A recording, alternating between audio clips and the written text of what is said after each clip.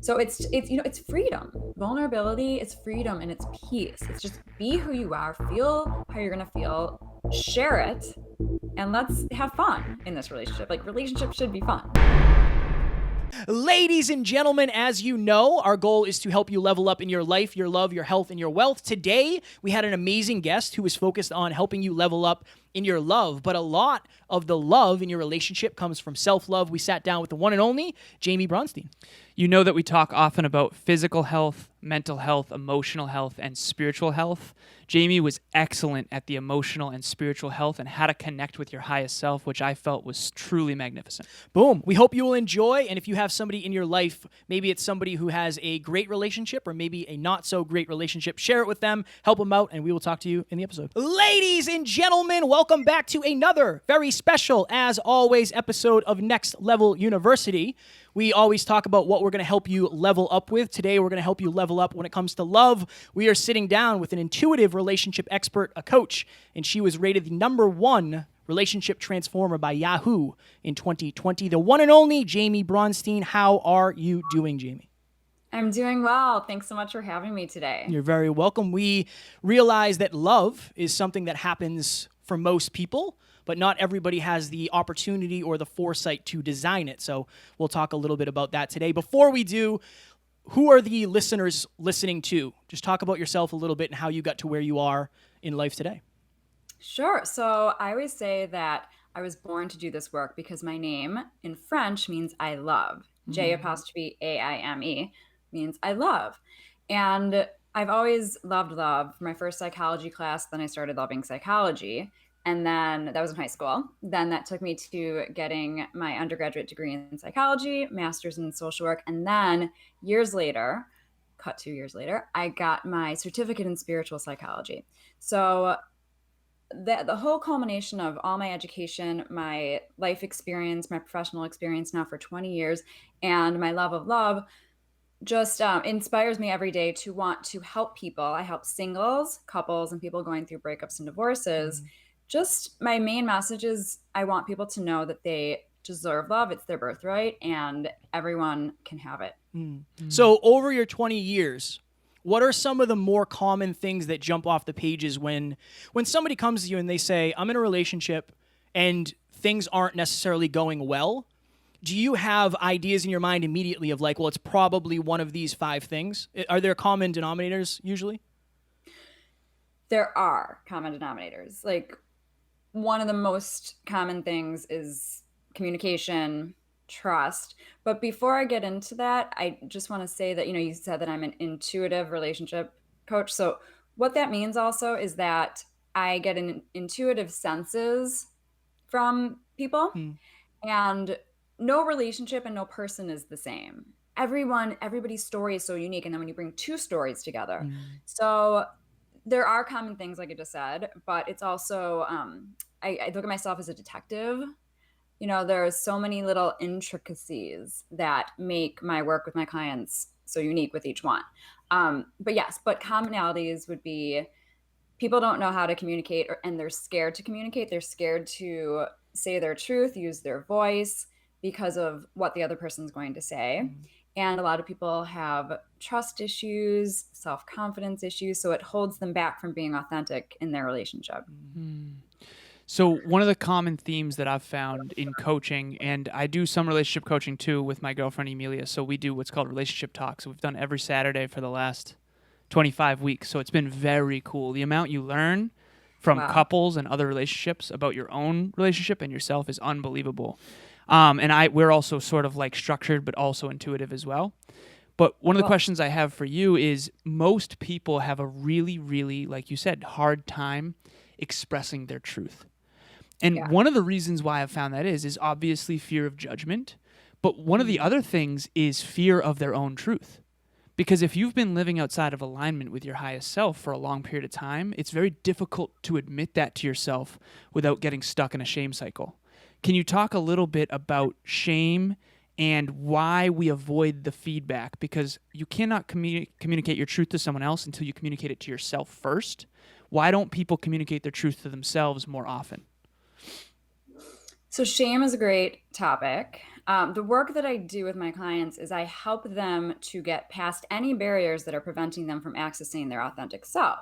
And so some of those barriers are those negative narratives going through their mind, shame, experiences from their past. So I help people to heal their past in order to be present and manifest the future. So I do a lot of forgiveness work. With shame, it's going back. You got to go back just briefly. You need to forgive yourself for any decision that you've made and forgive others, because everybody's always been doing the best that they could at the time. So it's really important to do that healing work, to really get clear on who you are, to love who you are no matter what has happened, love yourself unconditionally. So then you can communicate your true self. Because you can't, how can you communicate your true self if you don't know what your true self is? So it's not necessarily fun work when you go into the muck, but it doesn't take that long, and then you're free. So I just encourage people to really do that work, take that time to do that work, the inner work that they need to do, because a lot of times people think, oh, I have this issue in this relationship, I'll just go to another relationship. But the truth is that you need to do that work, because that issue is going to follow you. It's not going to go anywhere unless you look at things. Why do you believe, I guess, can you give us an anonymous example of what you mean by the muck? Because in coaching, that's it's so obvious to me that the future this person wants is not going to happen unless they were to forgive and heal from this shame cycle back here in their past. So what is the muck? And can you give us a tangible example for our listeners? Yeah, so the muck is that stuff that you don't want to look at that happened in your life. One thing I just want to say to your viewers, listeners, is that nobody has a perfect life. Everybody's had things to deal with. And it sounds like you're a spiritual person. I believe that we choose before we come to this earth, and when we're souls, we choose who our family is going to be, who our parents are going to be, the issues that we're going to have, the challenging things that are going to happen. So it's looking at that stuff that happened to you in your life. And let me think about a good example, because there are so many. Okay, here we go. I have a client, and she did not have if you looked at her childhood, you wouldn't think it was horrible. But when you really, really look at it, like I've looked at with her, she has parents who weren't really showing up for her. They didn't love her in the way that she needed to be loved. Her parents did not get along, and that was very traumatic for her. She was kind of in between them. She felt a lot of responsibility to be the parent, so she feels like she didn't really have a childhood. And her dad was, and now he's currently working on it, but little judgmental, not very kind to his mom. So her mom, so she grew up with this image of, first of all, this man who wasn't very nice sometimes, and then also the parents that didn't really get along. So it was affecting her relationship with guys. And so we had to look at it. She had to own, she had to forgive. And now she is just a star student. She is a star client. She is on fire. She's showing up on these dates now with so much confidence and self-love. And it's so beautiful to watch somebody transform like that. Jaime, I remember when I was in my 20s, I was a bodybuilder, and I thought the more I went to the gym, the more successful I would become in my relationship. And believe it or not, it didn't work. It didn't work. It's actually kind of the opposite. It's kind of the opposite. No. So say somebody is listening right now and they're single, and right now is obviously a very difficult time to be single and try to date with everything that's going on. What advice do you give to them? You hear a lot of people say you have to be single. Like, you don't need another relationship, you need to be single. And I think that what they're saying is you need to work on yourself. Other than going into the muck, what other work can you do? Is it learning things? Is it personal development? Like, what is your prescription to people when they come to you and they're single? Well, I am glad that you brought up the physical aspect, because it actually is, you can't just have the physical aspect. That's all I had, Jaime. I promise. That was all I had at the time. And obviously it's like, how is that working for you? But I'm glad that you brought that up, because an example of another client, he he keeps talking about how like when he was at a certain weight, he was on fire, he was feeling so much better about himself, but he also does so much work. And so now it's finally everything is coming together. But you do need to feel good about yourself on the outside. But as you do the work to feel good on the inside, you actually miraculously, through osmosis, do start to feel better on the outside. But other things that people can do. I usually in my first session with my clients, I have them make a list of their positive qualities, who they are, because a lot of times nobody's ever really thought about that. For sure. And so I want them to get clear on who they are, positive qualities. I am fun. I am beautiful inside and out. I am creative. I'm spontaneous. Things like that. And then they make that list. They look at it every night before they go to sleep so that it integrates into who they are. And a lot of times they'll kind of have like a little puny list that's not that strong. And then I help them realize that they have so many more aspects that are within that maybe they haven't been accessing or realizing. So that would be the first step. That's one tool that people can use. I also encourage people to journal, to meditate, to exercise, but not necessarily for losing weight, but exercising makes you feel really good about yourself because you get the good hormones moving. Yeah, and just be real. Tap into your intuition. That's a huge thing that I do with my clients. I help them to cultivate this connection with themselves so that they are more empowered in life in general. That's beautiful. I believe that we all have a purpose. And when we are in alignment with that spiritual calling, that's when we meet the persons, places, things, and ideas that we're supposed to. And so, for lack of better phrasing, I often tell my clients, don't, pardon my French, don't fuck with your stars. What do I mean by that? When you're being inauthentic and appeasing, you're not going to meet the people you're supposed to meet on your journey to your own level of greatness, your own next level, whatever that means for you. And so alignment to me with self is everything, and that's when you're going to find your true love, I believe. And that's what worked for me, thank goodness, when I finally learned that lesson the hard way. And so I guess, what's your take on that? And for our listeners, from your perspective, how can they trust and have faith that living in alignment with their spiritual calling is actually going to bring the relationship that they really want? Well, so we're talking about intuition. And that's why, like, I brought it up and then you were giving this example and like, it's all encompassing. It's when you stop, and I'm guessing that with the decisions that you made that were bad, when you stop listening to society, stop listening to your Aunt Betty, stop listening to your best friend and just listen to yourself, that is how you are in alignment and how you are in the place where life is flowing and things happen. So it is, that is the key to life. And that's why I said before, it's not just in love, but it's in life in general. It's the key to spend that time connecting with yourself so that, and then people ask, well, how do I connect with my intuition? And I say, start silly and small, meaning like when you're at a restaurant, you don't need to ask the waiter or waitress what the best thing on the menu is or what their favorite thing is. You know, people do that every day. Start practicing with, what do I want to eat right now? You know, and then take it into your dating. It's not about, instead of sitting there like, oh my God, does he like me? Oh my God, does my hair look okay? What if I'm so happy right now, but what if we never go out again? Like, you got to get out of that, stay present and focus on, am I having fun? How do I feel about this guy? How do I feel in this moment? How do I feel with the energy? And along those lines, it's so much more about energy than chemistry. It's kind of the same-ish, but that's what I want people to focus on also. It's, how do I feel spiritually, emotionally, physically in this person's present?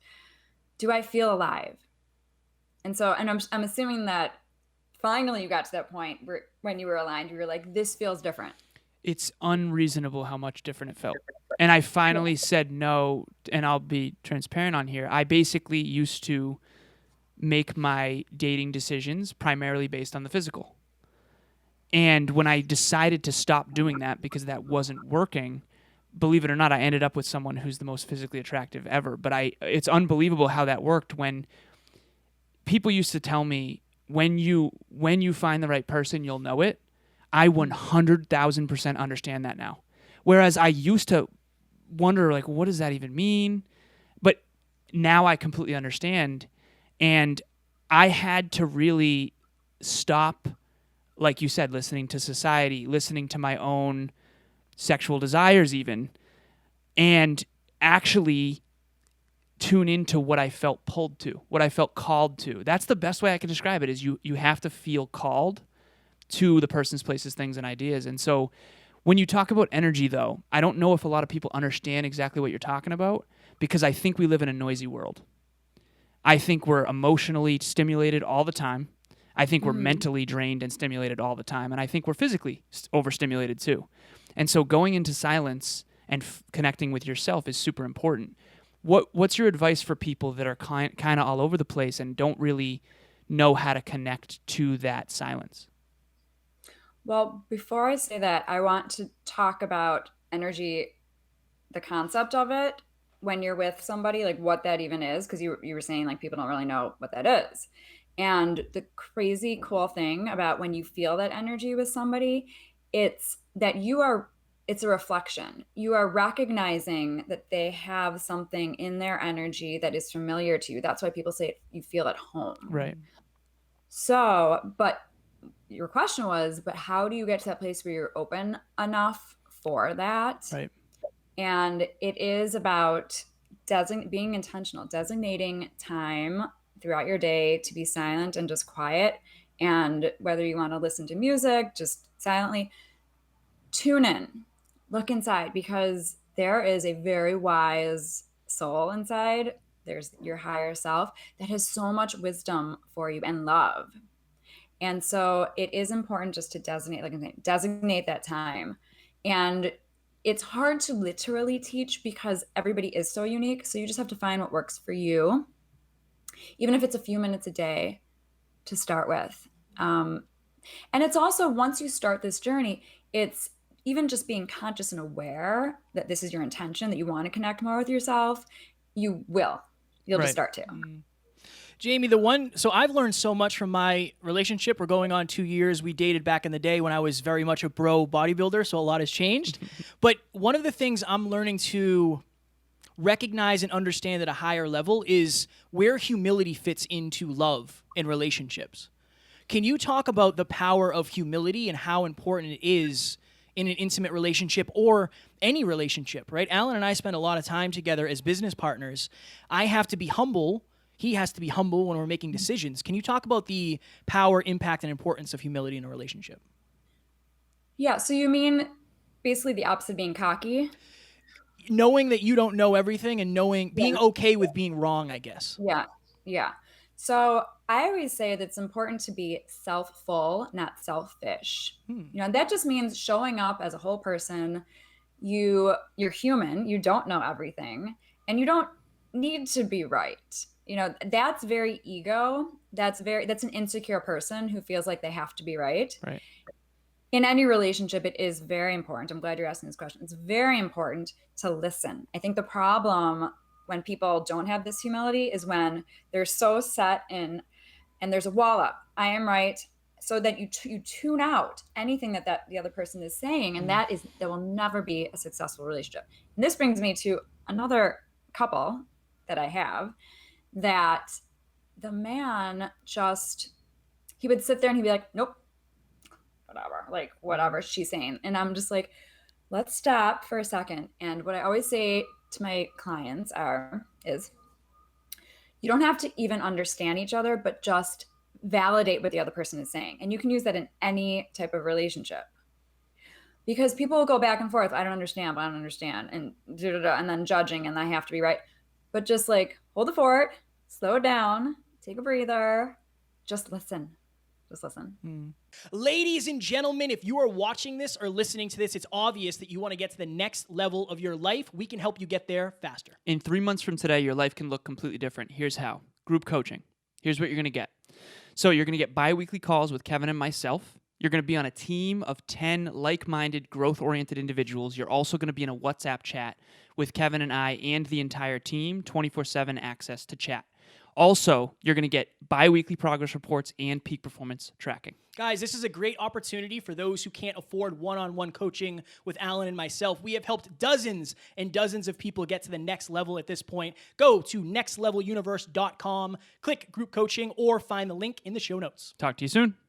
So Alan and I have pretty specific check-ins that we do with our partners. Mm-hmm. And we were telling somebody about that recently, and it seemed like it was, I don't want to say impossible, but it seemed like it was something that this person couldn't even fathom.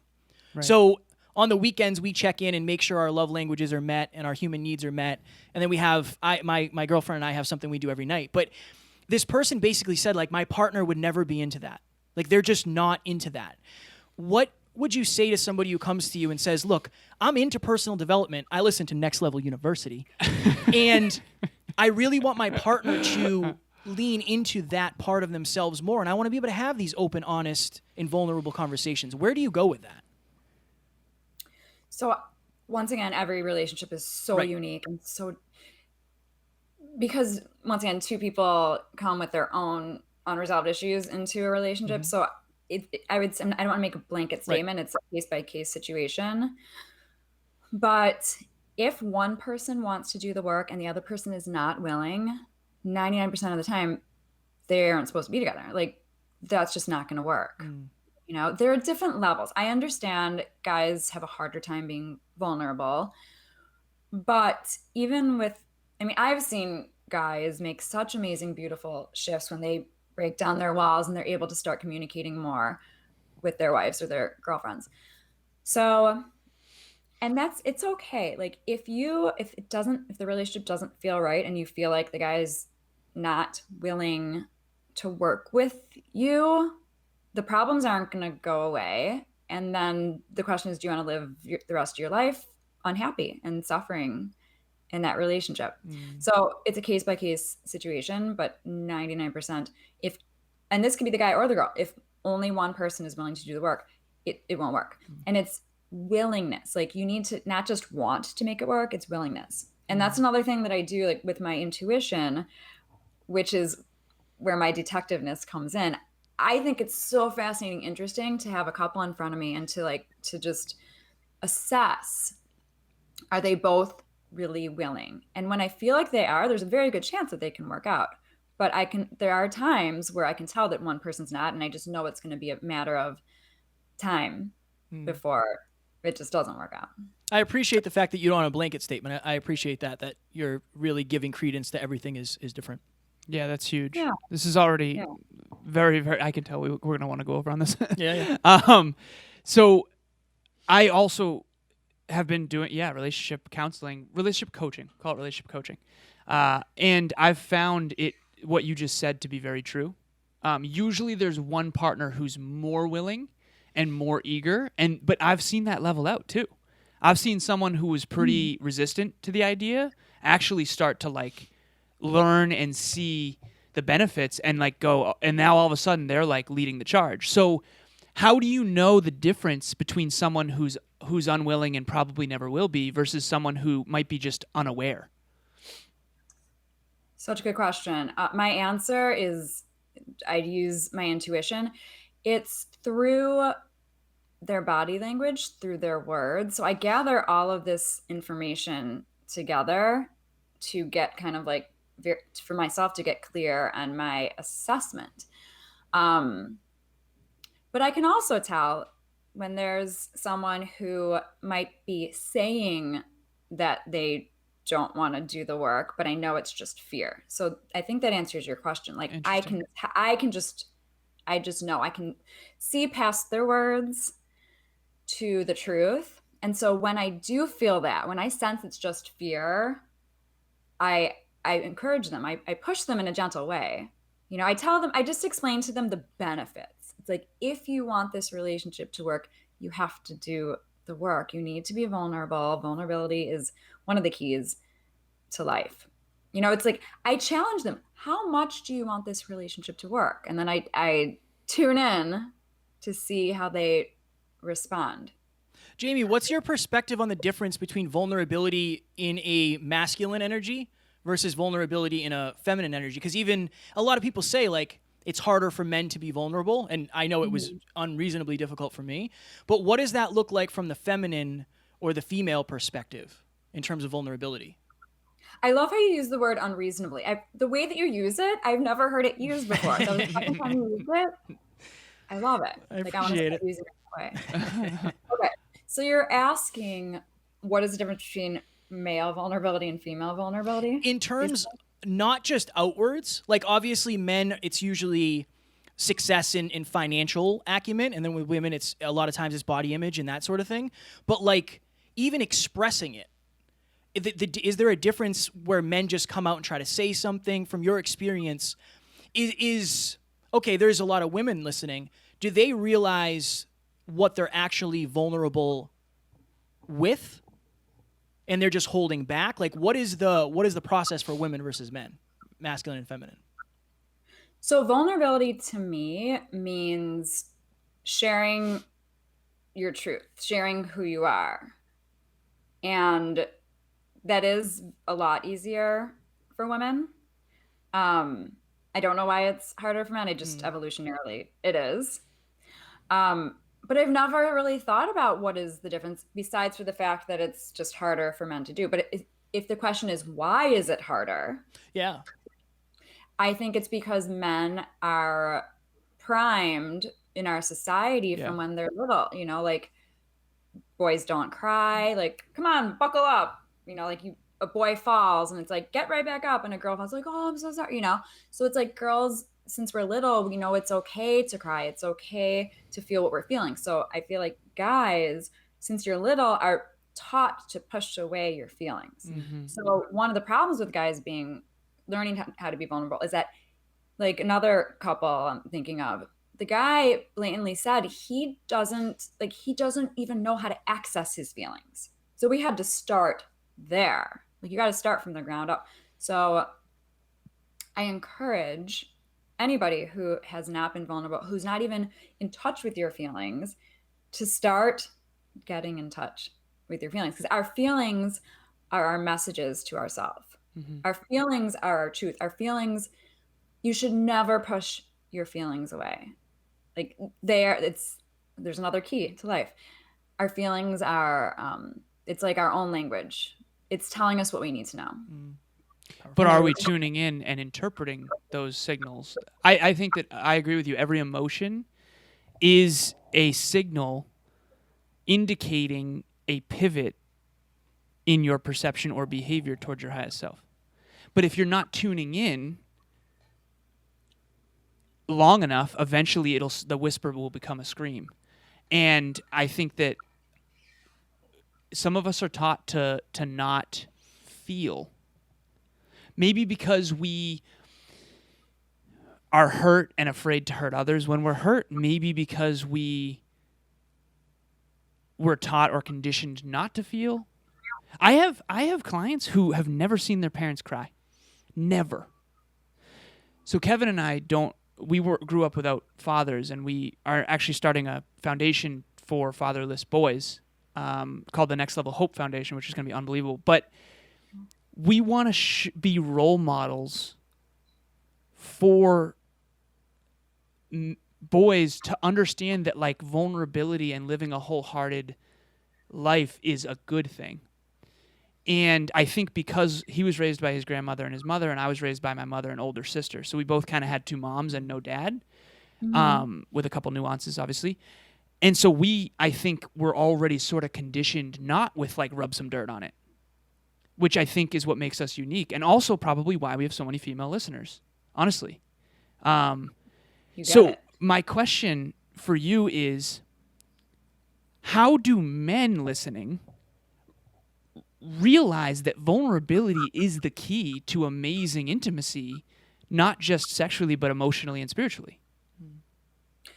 So I think the first thing that guys need to know is that it's not a weakness to get in touch with your feelings. It's not even like it doesn't mean that you're feminine either. I think some guys are like, oh my God, like, I don't want to, like, talk about my feelings. Like, no, you're human. Like you're allowed to have feelings and you're allowed to talk about them and you talk about them in your own unique way. You don't have to be like blubbering and like like the girls do like with ice cream and the pizza, you know? It's me last night. I'm kidding. Like you don't might watching Harry Met Sally. No, I'm in a good place. I'm just joking.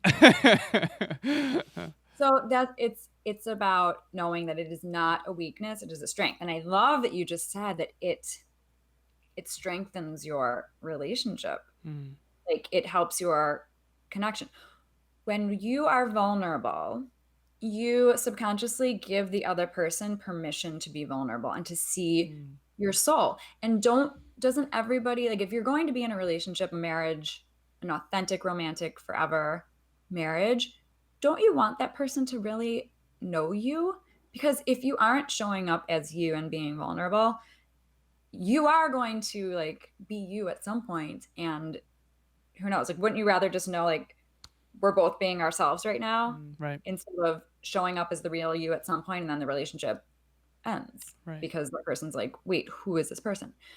So it's it's freedom. Vulnerability is freedom and it's peace. It's just be who you are, feel how you're gonna feel, share it, and let's have fun in this relationship. Like relationships should be fun.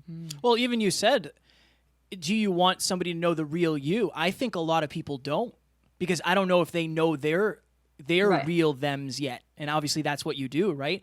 That's something that we've seen so much is like, what is your take on, okay, what work can you do to get your dream relationship? Whether it's manifesting it through energy and that, but also the self-work of, I'm convinced that I attracted my partner because my level of personal development overall, my level of the quality human I'm trying to become was high enough to attract her and then sustain her is continuing to level up. What is your take on that? A lot of people, I think, want the dream relationship by accident. Okay, so our outside experiences are a reflection of our inner reality. So what you're saying is that you really worked on yourself to be able to show up authentically and you attracted by the law of attraction the right match for you. And that's why people before they get to that point attract the wrong match. So there are so many different ways to manifest love. My free gift, which I'll talk about more later, which is about it's 7 days of affirmations and exercises, and it's going to have little bits of what I'm going to talk about now in it. But there's so many ways. There's visualizing, there's believing, there's surrendering, there's doing that work to that self-love work where you're loving yourself unconditionally. There are so many different ways. I have a particular tool. It's called an ideal scene. And this is actually one of the days of the 7 days of manifesting love, where you get a piece of paper and you put in the middle of it a heart and it says, I am in the middle. And then it's kind of like a vision board, but more specific. You make spokes of sentences going all around. I am enjoying a beautiful relationship with my husband who sees me and loves me for everything that I am. I feel completely comfortable in my relationship being myself. Another spoke could say, my husband and I are enjoying a life full of financial freedom, whatever it is. And you do these spokes sentences all around and ideal scenes come true. So it's about getting clear and exactly what you would desire. Now, keep in mind that the universe gives you what you need, not necessarily what you want. So, and I joke all the time. So my husband happens to be tall, dark, and handsome. However, my mom used to say, because all my ex-boyfriends were tall, dark, and handsome. And she's like, Jamie, you're probably going to end up with like a short, bald, and something, I don't know, guy. So if I had and I was in love with that short, bald guy, that would be great. But my husband is not Jewish. I always dated Jewish guys. I'm Jewish. So that's an example of I didn't marry a Jewish guy, but I was open to like, my husband's a wonderful person, so be specific, but also be open.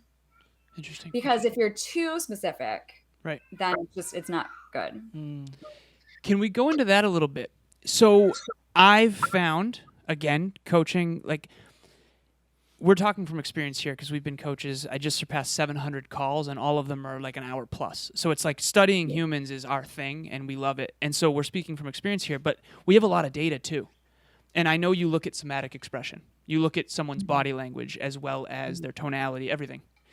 And so do I.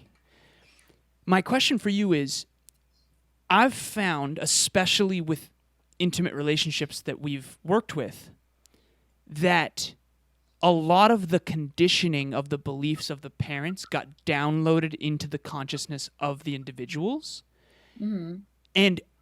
But yet their spiritual self was called to this other type of person, whether it be, an African American male or even the same sex, and I've seen the tension between what the family wants for you versus what your soul is actually called to. How do you help people resolve those conflicts of condition versus true, authentic calling?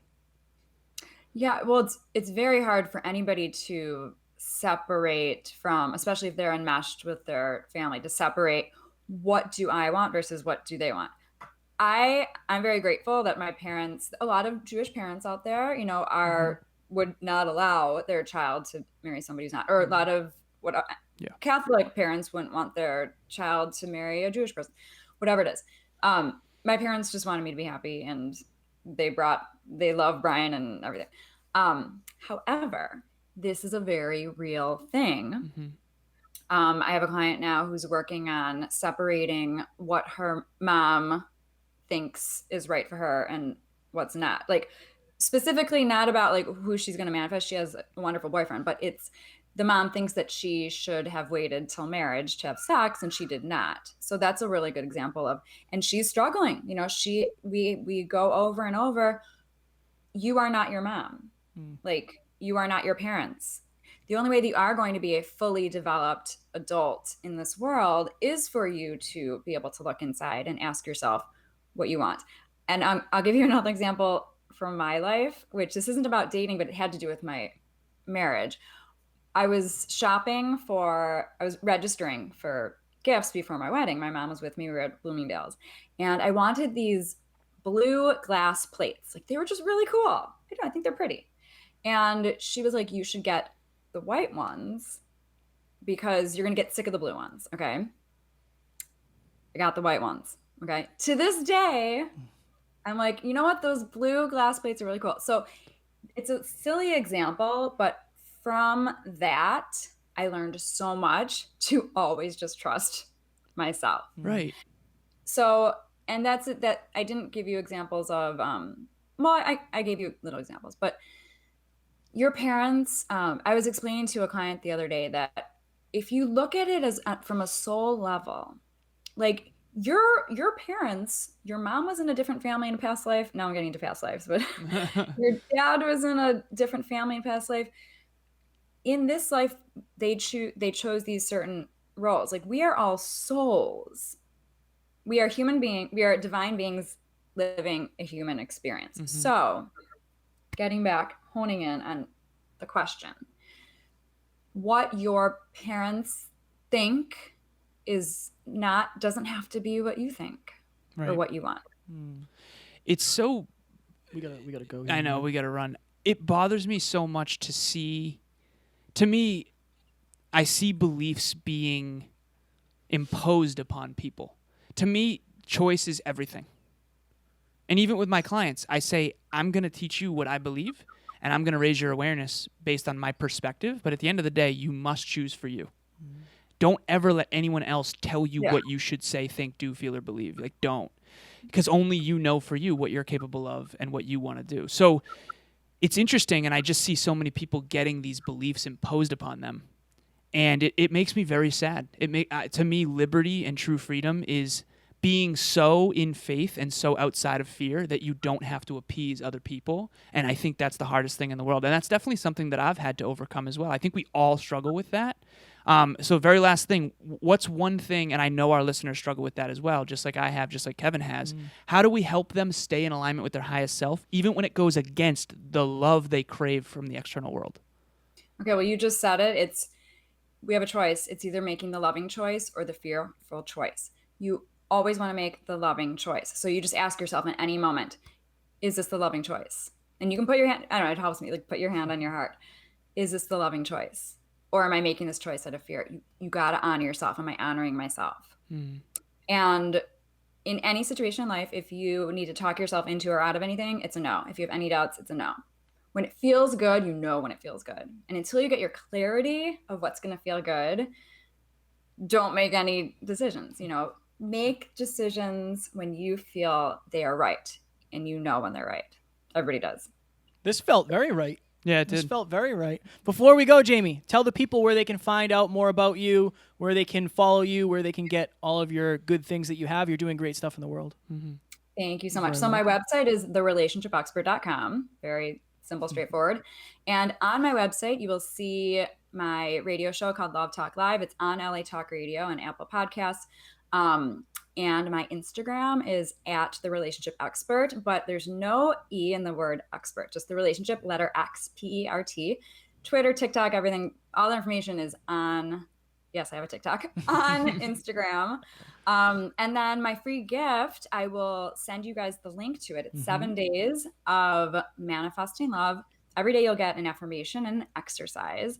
And I am there for you. All you need to do is reply to the message if you have any questions about the emails. Boom. Very cool. Thank you so much for coming on. Yes, this was great. We haven't talked about relationships in a minute, and every time we do, I learn more about myself and what to do in my own relationship as much as the listeners do. So we're very grateful for you. Thank you so much, Jamie.